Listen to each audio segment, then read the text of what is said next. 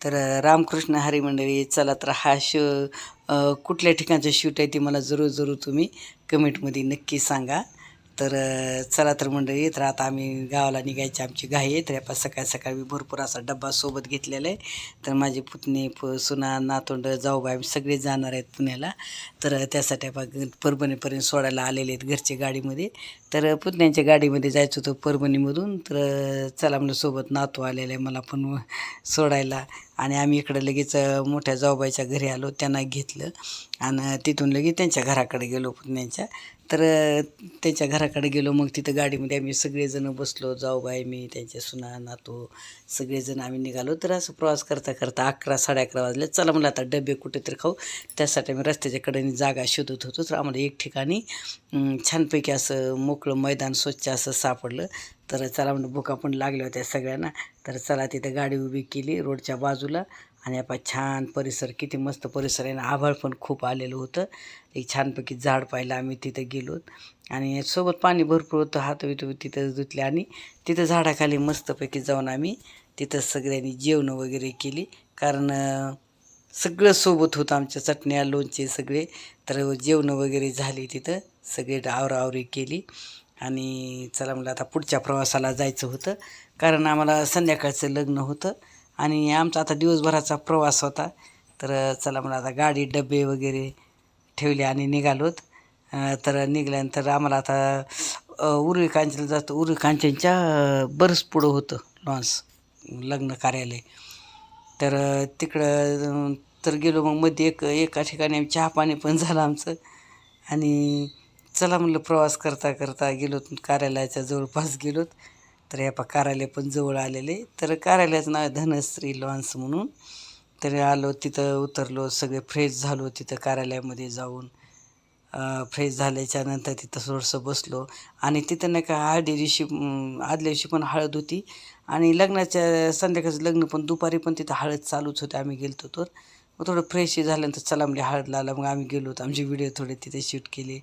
माझ्या जाऊबाईनं पुतून आम्ही पण एकमेकीला थोडीशी हळद लावली तिथं.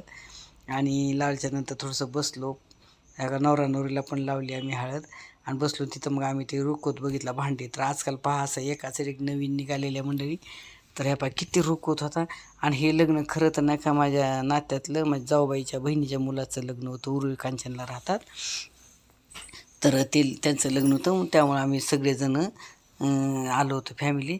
तर एवढं हे छान होतं रुखवत बघा. हे वाजंत्री होते, पुन्हा गोंधळी होते, असे खूप खूप, म्हणजे मला तेवढे नाव पण येईनात लवकर. असे होते सगळे. छोटे पितळ्याच्या भांड्याचं रॅक, इतकं मस्त तांब्याची भांडी, इतकं भारी रुखवत होतं. असं बघण्यासारखं, प्रत्येकजण बघितल्याशिवाय पुढं जात नव्हते पूर्ण शीन. तर ह्या पूर्ण रुखवत. आणि आम्हाला आता खूप काही, म्हणजे आता लग्नाला आलोत ना, तर आम्हाला इकडं देवाला बोलवलं, चला देहू, आळंदी, जमलं तर भीमाशंकरचं वातावरण, तिकडं रोड चांगलं असतं, तिकडं पण जायचं होतं आम्हाला. शनिवार वाडा, ते बाजीराव मस्तानीचा वाडा, ते पुन्हा श्रीमंत दगडूशेठ गणपतीचं दर्शन घ्यायचं होतं सगळं. पण म्हणलं चला, लग्न लागल्याच्या नंतर आपण पुढचाही प्रवास करायचा. तर चला, हे मस्तपैकी दिवस. मला बाहेर भरपूर असं आभाळ आलं होतं, बारीक बारीक झिमझिम पाऊस पण चालू होता. आणि नवरदेव वरातीमध्ये एवढे सगळे गुंग होते. आणि पूर्ण, आणि आभाळ वाटलं किती पाऊस पडतो की सगळ्याला वाटत होतं आता म्हणजे परेशानी होती काय, की मोकळ्या मैदानात स्टेज केलेलं होतं. ते पूर्ण नेहमी अनाऊन्स करू लागले सगळेजणं की लवकर म्हणजे नवरदेवाला घेऊन या म्हणून. तर आणि झिमझिम पाऊस पण चालू होता, सगळेजण बसले. आणि हे सगळं पाहिल्याच्या नंतर आम्ही गेलो मस्तपैकी तिकडे स्टेजकडे गेलो, नवरानवरीच्या लग्नाकडं. आणि वाटू लागला आता किती पाऊस येते किती नाही की. आणि इकडं पहा, नवरानवरीची पण आवरायची घाई गडबड चालू होती. आम्ही सगळ्यांनी साड्या बदलल्या, सगळ्यांनी आवरलं वगैरे. आणि गेलो ते स्क्रीनवर दाखवू लागली पूर्ण सीन. आणि या पहा, नवरानवरीची एंट्री पण झाली मस्तपैकी. आणि छानपैकी. आणि पुढं डान्स पण होता, मुली डान्स करू लागल्या पुढं. आणि आजकाल निघाले आता हौसला म्हणतात ना, जुन्या काळात हौसला मोल नाही, दिवेला तेल ना, अशी पद्धत झाली. तर सगळं आता हे मोठं लग्न म्हणलं पूर्ण सगळं. आणि आपण लग्न लागले त्यानंतर फटाके वगैरे चालू होते. आणि इकडं पहा, आमच्या जावाबाई सगळ्या, स्वतंसुना, सगळे पोरी, सगळी फॅमिली एकमेकाला ओळखी भेटणं करणं, हे ते सगळं प्रत्येकाचं. चालू होतं इकडं. बसलो थोडं 10-20 मिनटं जेवणाची पंगत दिवसभर चालूच होती. पण आम्ही काय आल्याबरोबर जेवणं केली नाही, कारण आम्ही रस्त्याने केली होती. मग नंतर जाता 9 वाजता जेवणं वगैरे केली आणि चला म्हणलं मग वरमाई नवरदेवाचे आहे त्यांच्याकडेच आम्ही मुक्कामाला गेलो. सगळ्यांनी आग्रह केला मुक्कामा जाऊन सकाळी जांभली तुम्ही. तर मग आम्ही त्यांच्याकडे गेलो जेवणं वगैरे करून आणि तिथं मुक्काम केला आणि तिथून निघालो. मग पोरांना मॉलमध्ये जायचं होतं छोट्या छोट्या नातवांना पुतणीच्या.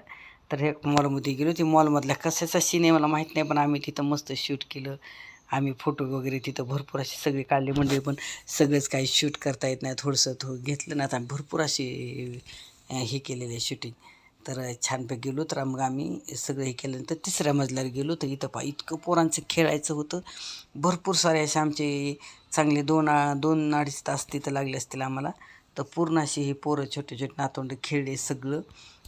तोपर्यंत आम्ही कंटाळा आला तर एका जागेवर बसू लागलो आम्ही, मी माझी जाऊबाई. पूर्ण पोरं खेळले वगैरे. चला म्हणलं आता पोरांना कपडे वगैरे बघायचे होते म्हणे. तर चला म्हणलं आता सगळे खेळणं वगैरे हे ते झालं पोरांचं. आणि झाल्याच्या नंतर मग आम्ही तिथून निघालोत.